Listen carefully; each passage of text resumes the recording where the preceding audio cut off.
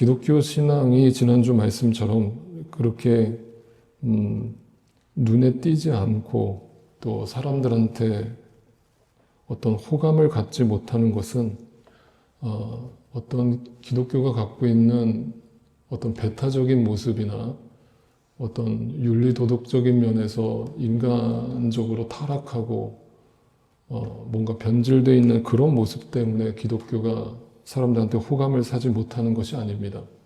그거와 전혀 상관없이 기독교가 전하는 그 진리 자체만으로 세상 사람들은 불호감을 드러내는 것이고 그냥 호감이 없는 정도가 아니라 강하게 아주 저항하는, 반항하는 그런 모습으로 나타나게 되어 있습니다. 그래서 저와 같은 목회자들 뿐만 아니라 성경을 제대로 보는 성도님들은 오늘날 기독교가 어떻게 이렇게 많아질 수 있는가에 대한 질문을 스스로 던지면서 뭔가 잘못 가고 있다라는 생각을 계속 했던 것입니다. 왜냐하면 정말 성경의 진리를 믿는다면 이렇게 많은 사람이 교회를 다닐 수가 없는 겁니다. 그래서 자꾸 의아해한 거죠. 어떤 의아함이 듭니까? 정말 나는 믿는 게 맞나? 저분은 정말 믿는 게 맞나? 라는 의문이 자꾸 드는 겁니다. 왜냐하면 정말 믿는다면 반드시 어떤 열매가 나타나게 되어 있는데 그 열매라고 하는 것이 이 세상의 기준에서 보기 좋은 것이 아니라 성경에 기록된 대로 하나님께서 기뻐하시는 열매가 나타나야 되는데 그렇지 않다라는 것 때문에 퀘스천이 생기는 것입니다. 그래서 우리는 죽을 때까지 우리 자신에게 계속 어떤 마침표를 찍으면 안 됩니다. 나는 구원받았다. 사실 그것은 굉장히 위험한 생각이라고 저는 생각합니다. 나 자신에게 계속 퀘스천을 던져야 됩니다. 나는 정말 성경이 말하는 그 복음의 의미를 제대로 알고 그 주님의 뜻을 통해서 구원에 이르렀는가. 그거를 자꾸 점검해 볼 필요가 있습니다. 목사도 예외가 아닙니다. 왜냐하면 여러분 다시 말씀드립니다. 지난주 말씀을 다시 한번 생각해 보십시오. 하나님 나라가 뭐냐라고 예수님이 질문을 던지셨을 때 그 하나님 나라를 겨자씨에다가 비유를 했다고 했죠. 그 겨자씨는 사람들이 다 무시하는 거라고 했습니다. 거들떠보지도 않는 것이라고 했습니다. 다 비난하고 비하하고 우스꽝스럽게 여기는 것이라고 했습니다. 그게 하나님 나라입니다. 다시 말하면 여러분에게 진리라고 하는 거, 복음이라고 하는 게 전혀 호감이 안 생겨야 되는 겁니다. 네. 매력이 없어야 되는 겁니다. 네. 그런 겁니다. 하나님 나라는. 그래서 그 하나님 나라를 전할 때도 마찬가지라고 저는 다시 말씀드리는데 자꾸 사람들한테 호감 가게끔 이거를 복음을 자꾸 포장하려는 경향이 우리 안에서 나와요. 이건 어느 교회만 그러는 게 아니라 우리 안에 자연스럽게 나옵니다. 왜냐하면 자꾸 이거를 어떤 로방전도나 뭐 전도라고 하는 것 자체를 일종의 호객행위처럼 생각을 하는 경향이 있어요. 그래서 뭔가 사람들한테 매력 있게 들려주고 싶은 거예요. 그렇지가 않아요. 여러분과 제가 사도행전을 봤지 않습니까? 성경에 능통한 성령의 충만함을 경험하고 있었던 사도 바울이 설교를 하는데 사람들이 반응이 어땠습니까? 예? 막 열광적으로 뜨겁게 호응을 했습니까? 아니요. 냉랭했습니다. 그리고 심지어 돌을 던졌습니다. 무슨 쓸데없는 소리 하고 있는지. 어디 그런 가짜는 얘기를 하고 있냐고. 너 미쳤냐고. 그런데 당시 초대교회 안에도 거짓 예언자들이 있었습니다. 거짓 선지자들이 있었습니다. 희한한 일이 있습니다. 그들이 복음을 전하면 희한하게 사람들이 구름대처럼 모여듭니다. 사람들이 열광합니다. 그래서 사도 바울이 그걸 보다 못해서 너무 안타까워서 내가 언제 그런 예수를 가르쳤냐. 너희 안에 다른 예수를 전하는 자들이 있다. 다른 복음을 전하는 자들이 있다. 어떻게 그런 말에 혹해서 진리가 아닌 길로 가느냐라는 것을 계속 한탄하는 얘기들이 사도 바울의 서신 속에 곳곳에서 등장합니다. 그건 뭐냐, 뭘 증거하냐면 우리 인간의 죄성이라는 게 절대 간단하지 않고 여러분이 잠깐만 성령의 충만함을 누리지 않는다면 우리의 시선은 내가 좋은 쪽으로 가게 돼 있다는 거예요. 내가 좋아하는 쪽으로. 그거를 여러분 절대 잊지 마세요. 나에 대해서 자신만만해 하지 마세요. 여러분의 신앙에 대해서 자신만만해 하지 마세요. 절대 우리는 좁은 길로 가지 않아요. 장담합니다. 일주일 동안 사시는 동안에도 이 세상이 던져주는 넓은 길이 너무 좋고 편한 거예요. 어떻게 해서든 거기로 가서 남들 누리는 거 다 누려보고 싶은 거예요. 근데 진리, 성경은 그게 아니라는 거예요. 하나님 나라는 세상 사람들이 하찮게 여기는 겨자씨와 같고 누룩과 같고 좁은 길이고 좁은 문이고 거기에 진리가 있다라는 얘기를 하는 거예요. 그러면 이런 질문이 들죠. 아니, 하나님은 그 진리라는 것을 우리한테 가르쳐 주실 거면 이왕 좀 넓은 문에다가 많은 사람들이 다 알아듣고 믿게끔 문을 좀 크게 만들어 놓지. 저 맨하탄의 브로드웨이처럼 멋지게 화려하게 만들어 놔서 사람들이 그냥 딱 한 번만 듣고 그냥 다 하나님께로 돌아오게끔 만들어 놓으시지. 왜 그렇게 어렵게 좁은 길로 만들어 놔서 사람들이 다 도망가게 만들어 놓으셨냐. 이런 질문이 생겨요. 근데 여러분, 그건 큰 착각이에요. 하나님이 그렇게 만들어 놓으신 게 아니고요. 죄된 인간이 그만큼 진리에 대해서 관심이 없다는 거예요. 네. 우리가 진리에 대해서 전혀 관심이 없고 하나님 나라에 대해서 전혀 관심이 없다는 증거예요. 우리가 좁은 길을 만들어 놓고 아무도 거기로 안 가니까 길이 없는 거예요. 예수님은 이게 진리의 길이라고, 내가 길이요 진리요 생명이라고 이 길을 디렉션을 가르쳐 주셨는데, 이정표로 가르쳐 주셨는데 아무도 그리로 안 가니까 거기가 자연스럽게 좁은 길이 된 거예요. 근데 진리와 반대되는 길로 자꾸 사람들이 넓은 길로 가니까 그 길은 어떻게 해요? 자연스럽게 길이 닦이고 길이 넓어지는 거예요. 많은 사람들이 그리로 가니까. 아시겠습니까? 하나님이 그렇게 좁게 만들어 놓은 게 아니에요. 복음은 어떻게 보면 굉장히 넓게 선포되잖아요. 하나님이 세상을 이처럼 사랑하셨잖아요. 그런데 그 복음의 진리를 죄된 인간은 끊임없이 거부하더라는 거예요. 오늘 본문의 이야기를 이제 들여다볼게요. 23절을 보면 어떤 사람들이 주님을 찾아왔습니다. 그리고 이렇게 질문을 해요. 주님, 구원받은 사람은 적습니까? 이것을 질문한 사람들은 우리가 쉽게 예상할 수 있어요. 불신자가 이런 질문을 했을까요? 그렇지 않습니다. 당시 율법학자들, 바리새인들이 이 질문을 던졌어요. 그럼 뭐예요? 자기들은 지금 율법적인 행위로서 하나님의 백성이라고 선민사상에 빠져서 자기는 구원받았다라고 확신을 하고 있잖아요. 그죠? 그러니까 이 예수님한테 구원받을 사람들이 적습니까? 라고 질문을 했다라는 것은 뭐예요? 나는 구원을 받을 텐데 나처럼 이렇게 예수 잘 믿는 사람들, 하나님 잘 믿는 사람들이 없겠죠? 라는 뜻에서 자기는 거기서 제외시켜 놓고 네, 이렇게 열심을 내는 사람들이 많지 않다라는 얘기를 하고 있는 거예요.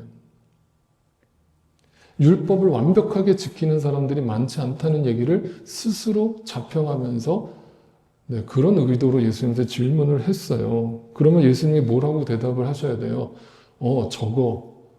또는 아니, 많아. 뭔가 적습니까? 라고 물었으면 적어 또는 많아 라고 대답을 하는 게 정상적인 대답 아니에요? 그런데 예수님의 대답이 이렇게 나오죠. 너희는 좁은 문으로 들어가기를 힘써라. 자, 일단은 그 한 사람이 자기한테 질문을 했는데 그 한 사람을 향해서 대답하지 않고 너희라고 네, 이 대답을 확장해서 거기에 있던 모든 사람들을 대상으로 해서 이 대답을 들려주세요. 다시 말하면 그 바리새인들, 율법주의자들의 잘못된 의도를 주님께서 아시고 네, 그들의 질문에 답하지 않으시고 예수님이 하시고 싶은 얘기를 하시는 건데 좁은 문이 될 거다 이 얘기를 하시는 거예요. 정말 그곳에 진리가 있다면 그 진리는 겨자씨가 될 것이고 누룩이 될 것이고 좁은 문이 될 것이야. 그래서 아무도 관심 없어 할 것이고 아무도 귀를 기울이지 않을 거야. 이 얘기죠. 근데 그 뒤에 우리를 헷갈리게 하는 단어가 나오죠. 힘써라에다가 초점을 둬보세요. 그러면 이제 저희가 수요 성경 공부를 했으니까 여러분이 단번에 아실 거예요. 성경에서 우리가 구원에 이르기 위해서 열심히 노력하라고 돼 있어요? 여러분 우리의 행위로서 구원에 이를 수 있다고 돼 있어요? 아니에요. 그러면 야고보서에 나와 있는 행함이 없는 믿음은 죽은 믿음이라는 그 말씀의 구절은 어떻게 해석해야 된다고 그랬어요?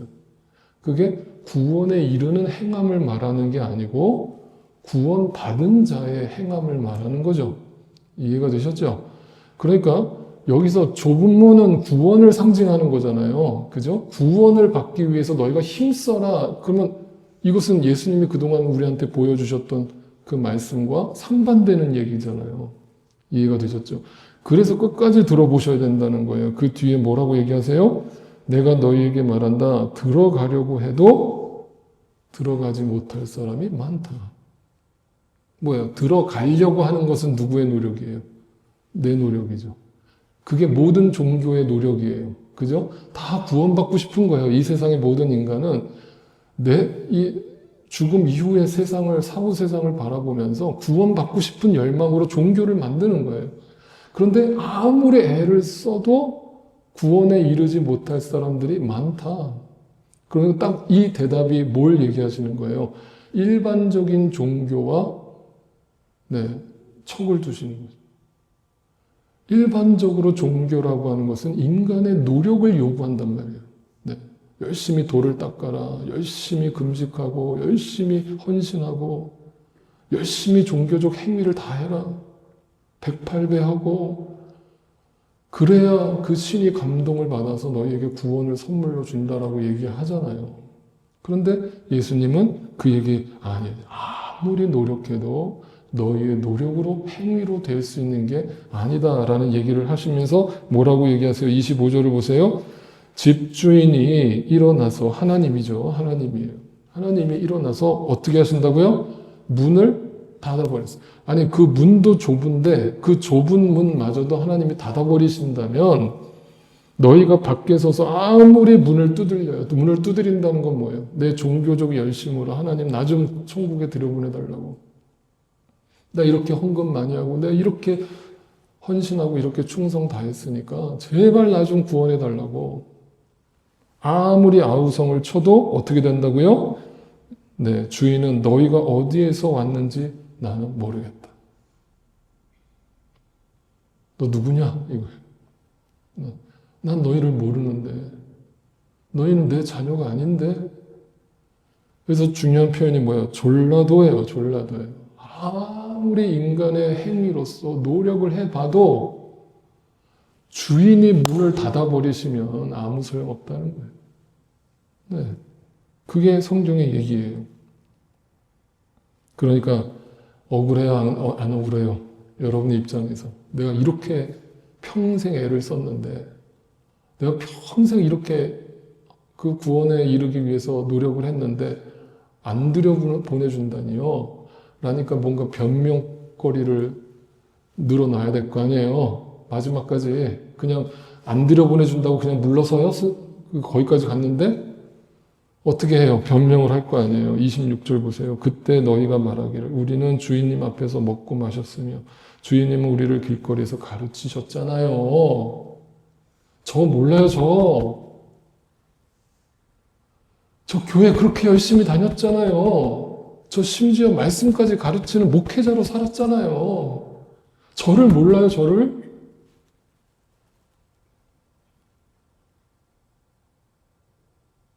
모른다는 거예요. 이 얘기, 지금 누가복음의 이 이야기와 거의 비슷한 이야기가 마태복음에도 등장하죠. 마태복음의 산상설교에 보면 예수님이 그 유명한 말씀을 이 비슷한 얘기로 이렇게 하셨죠. 마태복음 7장 22절 보세요. 그날에 많은 사람이 나에게 말하기를 뭐라 그래요? 주님, 주님, 내가 주님의 이름으로 뭐 했어요? 예언도 했대요. 귀신도 내쫓았대요. 많은 기적을 행하지 않았냐요? 아, 그러면 여기서 중요한 사실을 한 가지 알아요. 아, 구원받지 않고도 이적을 행할 수 있구나. 구원받지 않고도 놀라운 역사를 만들어낼 수 있구나. 사람들이 뿅 가는 사역을 할 수 있구나. 기가 막힌 설교를 할 수 있구나.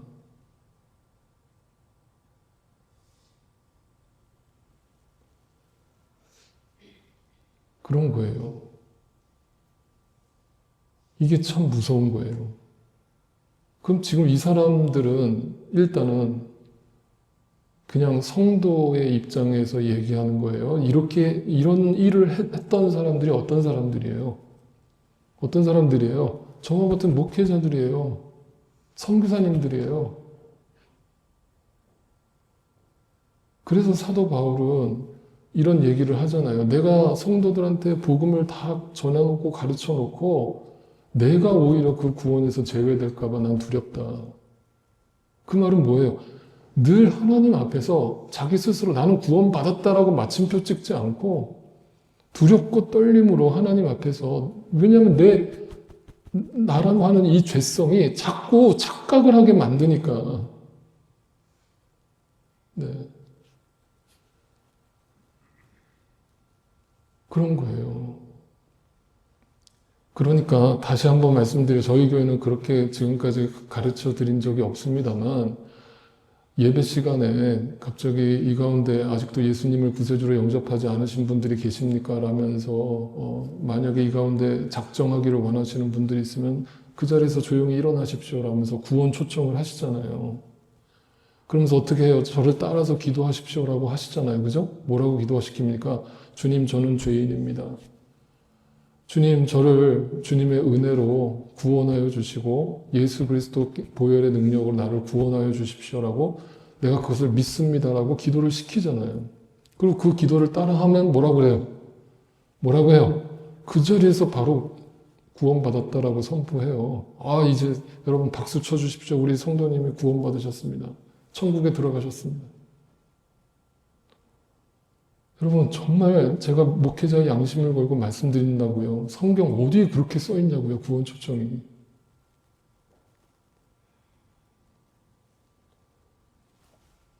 우리의 바람은요, 그냥 하나님의 은혜로 우리 모두가 하나님의 자녀였기를, 하나님의 백성이었기를, 천국 백성이었기를 바라는 마음일 뿐이고, 하나님은 매 순간 나에게 뭔가 말씀을 주시고 은혜를 주실 때, 아, 이게 우연은 아닐 텐데, 자꾸 어떤 사인을 주실 때 그 사인을 무시하지 않고, 그 순간에 하나님 앞에 얼마나 겸손하게 엎드리느냐의 열매로서 우리가 몇 퍼센트 확인할 수 있을 뿐이지, 우리한테 100% 확신이라는 건 없어요.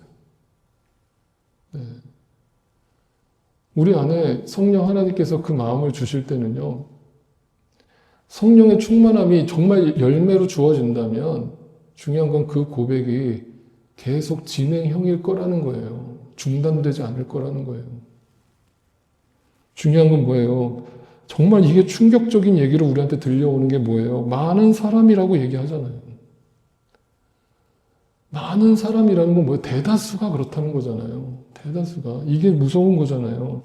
그러면 성경에서 뭐라고 얘기를 하겠어요? 이렇게 많은 사람들이 아직도 구원을 어떻게 받는지, 구원이 무엇인지, 하나님의 뜻이 무엇인지를 모르고 유대인들처럼 종교적인 열심으로 아, 나는 구원받았다라면서 착각하고 있다라는 거잖아요.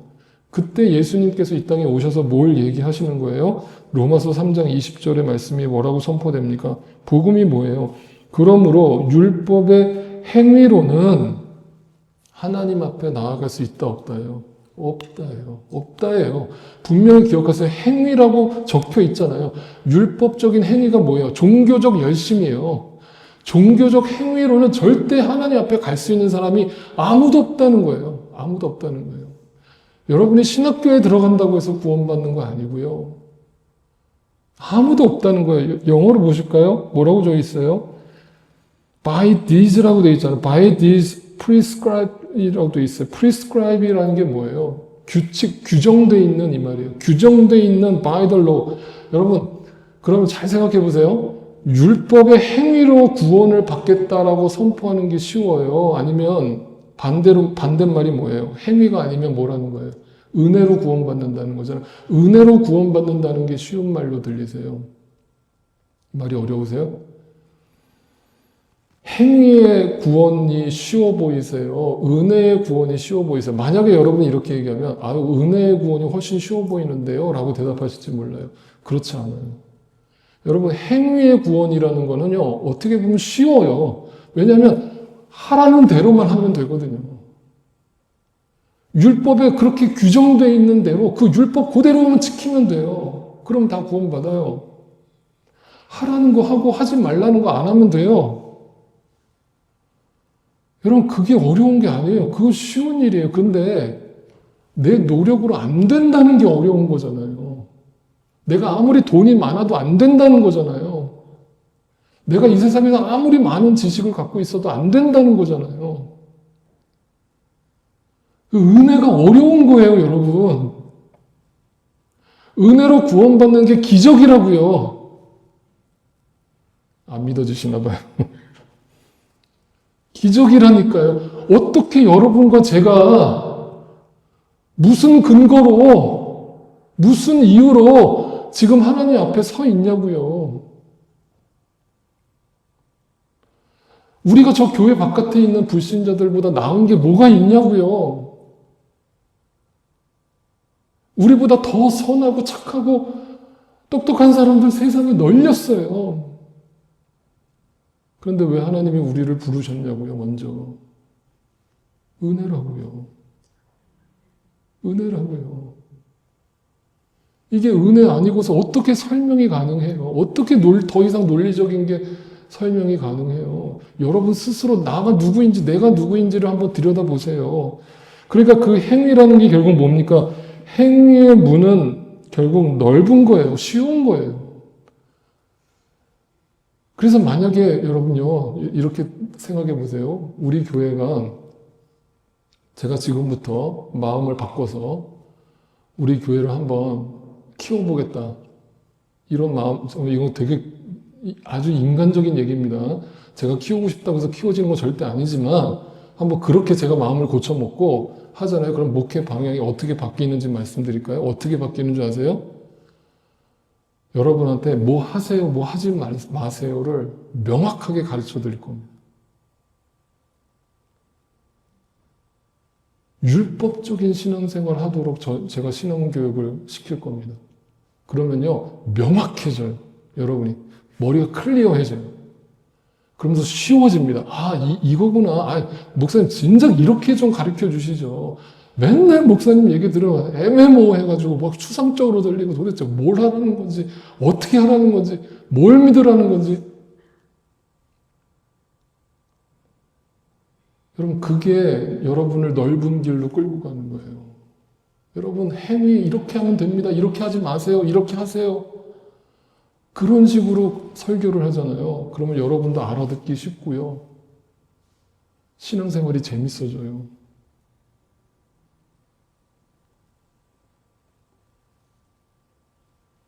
근데 제가 성경적으로 여러분한테 드릴 수 있는 말씀은 하나밖에 없어요. 여러분의 그 생각과 여러분의 그 행함이 하나님 앞에서 어떻게 평가되는지만 생각해 보세요. 사람들이 보는 거 말고요. 사람들이 평가하는 거 말고요. 그 얘기를 하는 것입니다.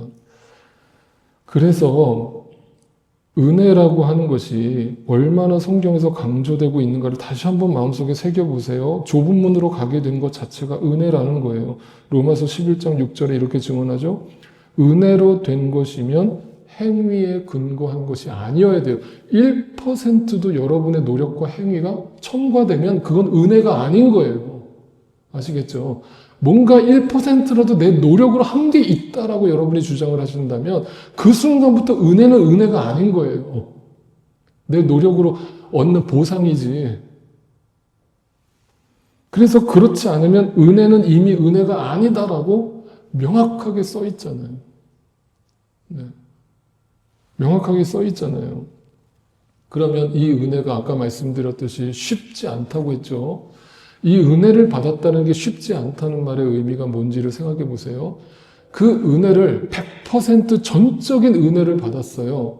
복음서에 의한다면 내가 1만 달란트 빚을 지고 있었는데 그걸 주인이 나한테 얼마만 갚아라 라고 하지 않고 아예 그걸 다 삭제를 해줘 버렸어요. 1만 달란트 빚을. 여러분이 누군가한테 10억을 빚을 지고 있는데 그 사람이 그 10억을 어느 날 갑자기 다 탕감을 해줬다고 한번 생각해 보세요.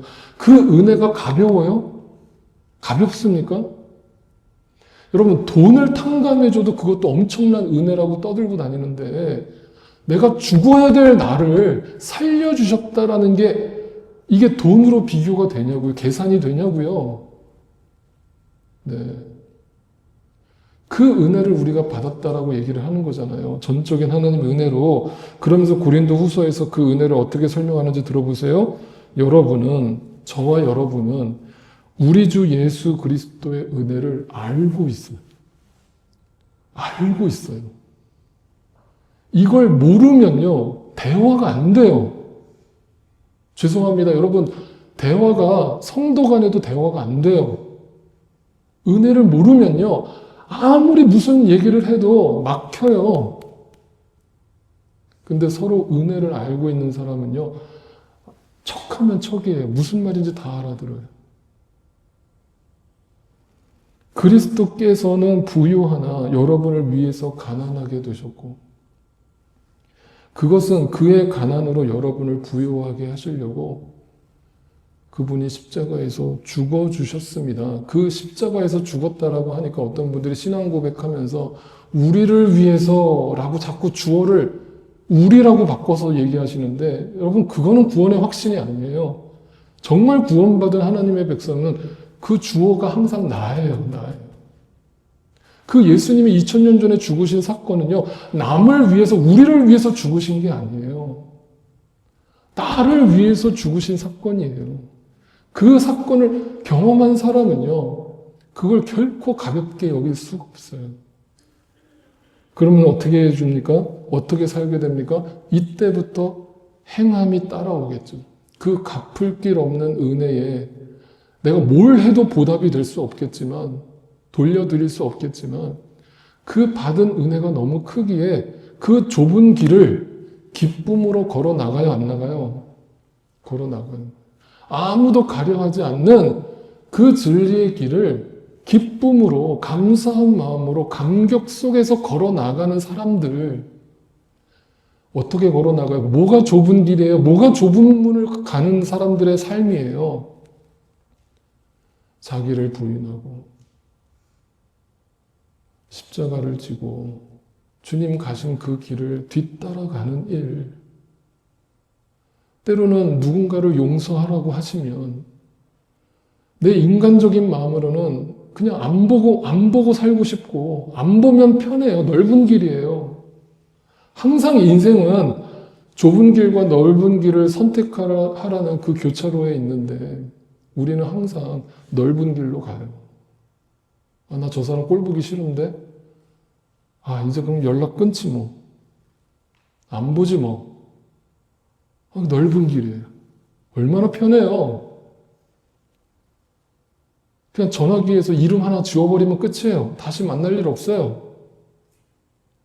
내 잘못도 아니에요. 그 사람 잘못이에요. 그런데 말씀을 묵상하다가 주님께서 나한테 뭐라고 음성을 들려주세요? 내가 너를 어떻게 사랑했는데? 너 1만 달란트 빚진 자였어. 근데 고작 그 100데나리온 너한테 안 갚았다고? 생판 모른 척하고 살겠다고? 이거잖아요. 그 은혜를 받은 자가 어떤 삶을 살 수 있는가에 대해서 얘기하잖아요. 여러분 아시다시피 사도 바울은 믿는 자들을 죽이러 다니던 사람 아니었습니까? 그리고 예수님을 만났습니다. 은혜를 알게 됐습니다. 나는 정말 죄인 중에 괴수인데 은혜로 구원을 받았다라는 것을 마음에 알게 됐어요. 그때부터 바울이 어떻게 살았는지를 여러분 아시잖아요. 누가 바울 보고 그렇게 살라고 등 떠밀었어요? 아니면 뭔가 엄청난 보상이 있대요? 아니에요. 바울은 때를 얻든지 못 얻든지 사람들이 돌을 던지든 매질을 하든 감옥에 가두든 그 길을 가는 거예요. 그리고 마지막에 사도행전 20장에 가서 이제 원래 안디옥 교회로 이제 3차 선교여행 다 마치고 안디옥 교회로 원래는 돌아가서 좀 휴식을 취할 생각이었잖아요. 원래 계획은 그거였어요. 이제 3차 선교 여행까지 다 마무리 줬으니까 이제 다시 파송교회였던 안디옥 교회로 돌아가서 좀 쉬자. 그런데 성령께서 사도 바울의 마음속에 무슨 음성을 들려주세요? 바울아, 예루살렘으로 가자. 바울 마음속에 질문이 없었겠어요? 성령님, 미쳤습니까? 거기는 나 잡아 죽이려는 유대인들이 수두룩합니다. 나 거기 가면 죽어요. 바울아, 가자. 거기에 하나님 뜻이 있다. 너를 부인해라. 그때 바울이 뭐라고 응답합니까? 사도행전 20장 23절 보세요. 다만 내가 아는 것은 성령께서 내게 일러주시는 것뿐인데 성령께서 야 이렇게 하면 너 복 받는다. 너 이렇게 하면 편하게 살 수 있어. 너 이렇게 하면 너 위에서 살 수 있어. 너 떵떵거리면 잘 살 수 있어. 이거 가르쳐 주시는 게 아니라 주님의 뜻을 가르쳐 주시는 거예요. 죽으라는 거예요. 투옥과 환난이 기다린다. 좁은 길이죠. 그러면 우리는 이 음성이 들리면 어떻게 반응해요? 우리는, 저와 여러분은 성령 충만하지 않을 때 어떻게 반응하겠어요? 주님, 이거 아니에요. 이거 뭔가 응답이 잘못됐어요.